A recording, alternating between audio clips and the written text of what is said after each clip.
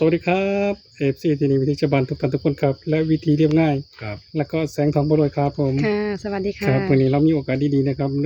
เราได้เดินทางมาที่วัดบ้านพะเนาตำบลปราสาทอำเภอเมืองต้นจังหวัดศรีสะเกษนะครับพี่น้องครับตามเล่าคำโกงวันที่21พฤษภาคม2561กับพ่อเดือนนะครับคนฟันแม่นครับพี่น้องสวัสดีครับพ่อเดือนครับ ครับสวัสดีเนาะ FC ของที่นี่วิธีชาวบ้านพร้อมทั้งวิธีเรียบง่ายแสงทองพารวยมื้อนี้ก็มาทั้ง3ช่องเพื่อสิมาตามแนวทางโชคลาภลาวพัฒนาอยู่ที่ศาลภูเขาวัดบ้านพะเนาตำบลปราสาทอำเภอเมืองจังหวัดศรีสะเกษ ครับผม เพื่อให้แนวทางให้ FC ให้พี่น้องไปเสี่ยงโชคหรือว่าลอง เป็นแนว ไป ทางเนาะ เป็นแนวทางให้เนาะเพื่อดีได้ไปเสี่ยงโชคเบิ่งเพื่อว่า เพื่อจะขอบารมีปู่ ขอ เขา บารมีปู่เขา8ศอกที่อยู่ตรงนี้เนาะ ครับ สิ่งศักดิ์สิทธิ์หรือว่าบารมีปู่เขาจงดลบันดาลหรือว่าโชคลาภให้เพื่อให้พี่น้อง FC เฮาได้มีอยู่มีกินมีใส่มีซอยเนาะก็ฉะนั้นก็มาขอพรโชคลาภขอโชคลาภนำกันมา ครับพี่น้อง ค่ะตามมาเลยค่ะ ตามพ่อเดือนไปเลย ไม่ดี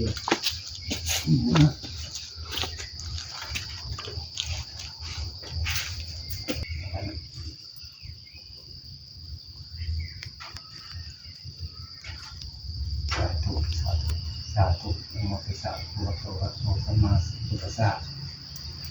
นะโมตัสสะภะคะวะโตอะระหะโตสัมมาสัมพุทธัสสะนะโมตัสสะภะคะวะโตอะระหะโตสัมมาสัมพุทธัสสะสาธุสาธุสาธุภูเขาแต่โชคเรือแต่ที่แต่ข้างมันผู้ขายเองขออนุญาตมาขอโชคขอลาภขอแนวทางให้พี่น้องที่ได้นำไปเสี่ยงโชคหรือว่ามีอยู่มีกินขอบารมีภูเขาแต่โชคทางลมดานหรือว่าเปิดทางโชคลาภให้พี่น้อง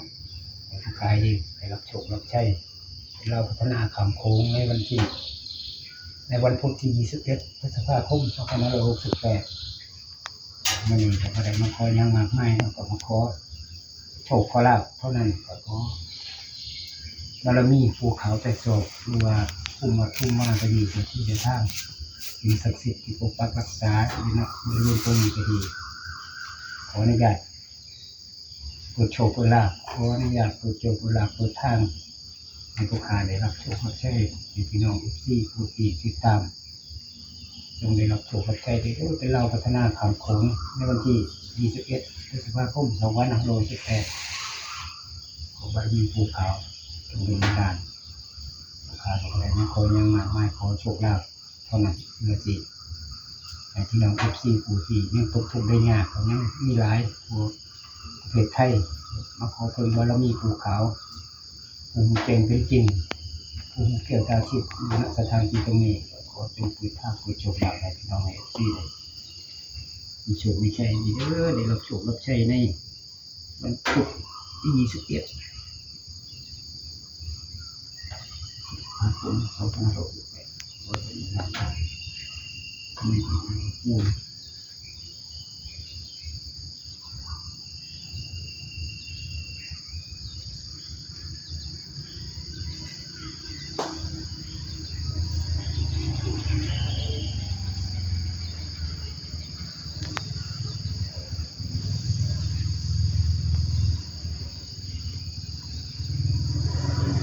อันนี้ก็ขอให้ถอดซับตัวตรงๆเด้อมีลูกหรือเต็มมีเหลี่ยมนี้เด้อ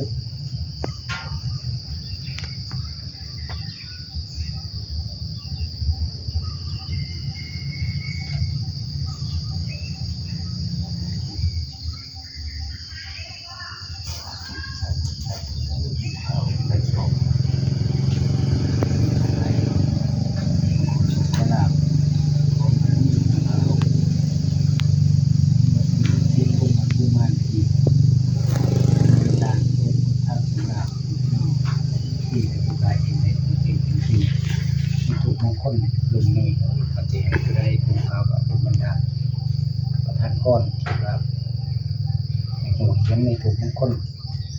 ขอ3 โต 2 โตบารมีปู่ที่มีความเมตตาสงสารไปก็มาขอถึงบารมีขอสิ่งศักดิ์สิทธิ์ที่อยู่ตรงนี้ทั้งสถานที่ตรงนี้ก็ดีทั้งวัดผู้ว่าก็จงอนุญาตเปิดทางผู้โชคลาภให้กว่าได้ยัง ถ้าเขาก็พ่อเดือนก็สิ เขานำเขาละซองเนาะของหวาน ของหวานทั้งน้ำแดงน้ำเปล่าถวา พ ย อเดือนน้ำมาผีเนี่ยคือความรู้สึกอะไรเนี่ยเนาะพอเดือนจริง รู้สึกดีใจอยู่เพราะว่า อืม เป็นเทื่อที่สองเนาะที่ได้มานี่ ครับ ก็ถือว่าผู้เที่ยวแรกผู้เพิ่นก็ให้โชคไปอยู่ แต่ว่ามันบ่ได้ออกมื้อนั้นเนาะมัน แม่ ก็ น ถัดมาอีกมื้อหนึง มื้อนี้พอเดือนขอให้ตรงวันที่21 มื้อนี้ เนาะ ก็เลยว่าจะมาขอไม้มาลองขอกับปู่ขาว8ศอกเพื่อมาขอเพิ่นบารมีเพิ่นคือเก่า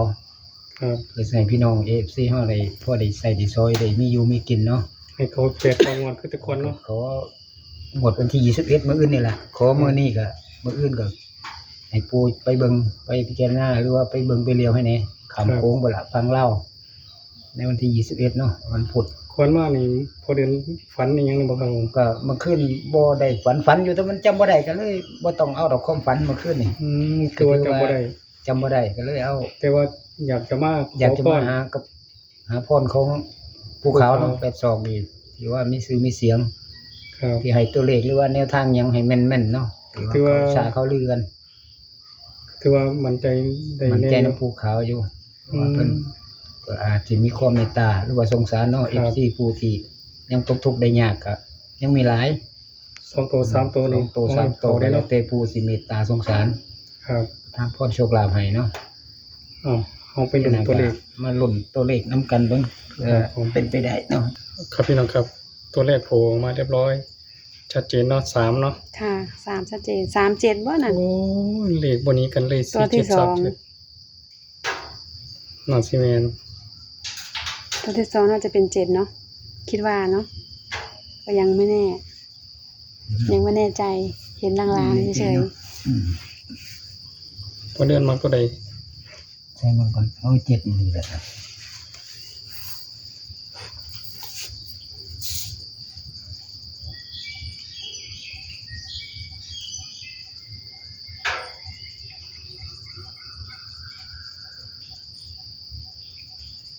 ครับพี่น้องครับลุ้นไปด้วยกัน โอ้งามเนาะพอเดือนเนาะถือว่างามอยู่ใน37นี่ ครับคิดบ่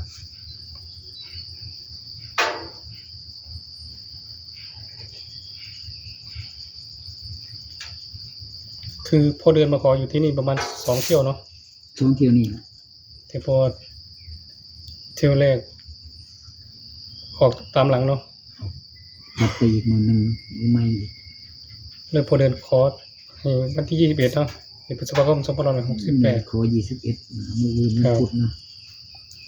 โอ้ยออก ๆเขาบารมีปูเนาะสุขใส่3ตัวตรงๆเด้อปูเด้อ สามตัวนี้ปูพ่อหลวงร้านนี่ มีอยู่มีกินแน่เนาะ พวกนกหัวเพิ่นบารมีภูเขานี่ล่ะ8ศอกนี่ล่ะปูนี่เจ๋งเป็นจริง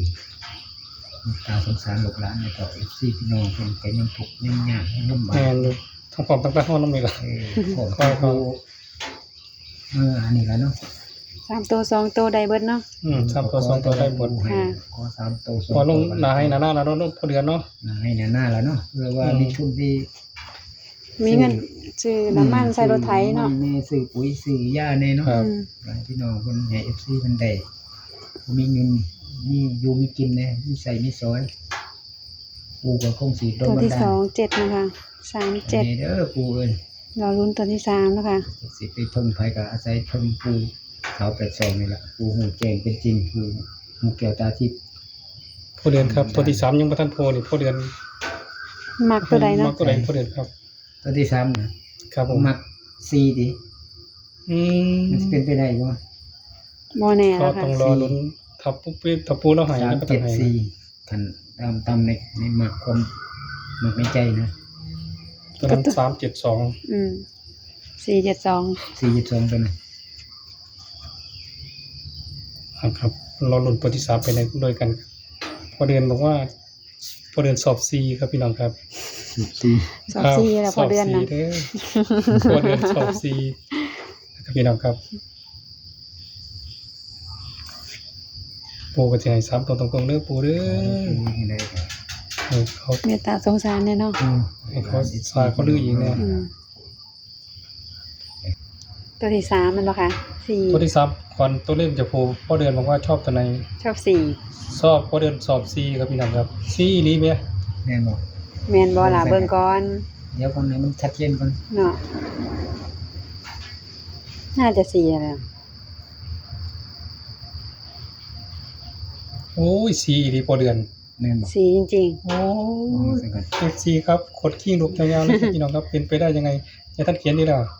เวลาที่เป็นตัวยังไง อันนั้น โอ้ ไม่ โอ้ซีจริงๆเลยเนี่ยโอ้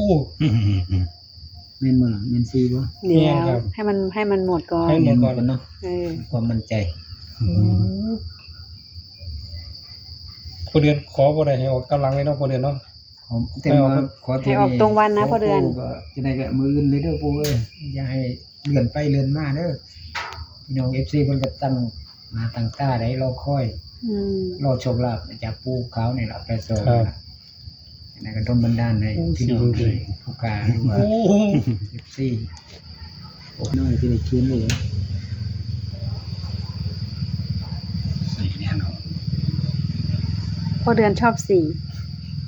สี่จริงๆครับพี่น้องคะ สี งาม เนาะ เลย สีเดียว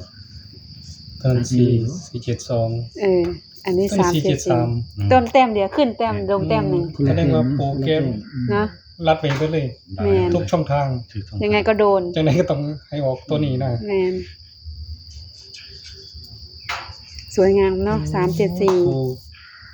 สงสารละเมีตาในเด้อปุ้ย เนาะ อัน7กับ4แตกเห็นไหม งามเห็นไหม เออตรงเลข4เนี่ยมันจะ เอ มี อ 17 ใช่ใช่ แล้วก็7 มันหายากนะแบบเนี้ย มันคล้ายๆว่าเกมมากนี่เลยเนาะ แมนค่ะ พวกเขามากนี่เลยอ้าวน่าจะชัดเจนนะครับพี่น้องครับพอเรียนจุดทูปมงคลจุดทูปเชียงใต้ขอจุดทูปมงคลขอปูขาวนะครับพี่น้องครับน่าจะได้374ครับพี่น้องครับ374เนาะ แมนค่ะ แล้วจะงอยสักโปรนึงก็จะให้พอเดือนสรุปตัวเลขให้เอฟซีได้รับฟังพี่น้องครับเราติดตามกันเรื่อยครับพี่น้องครับ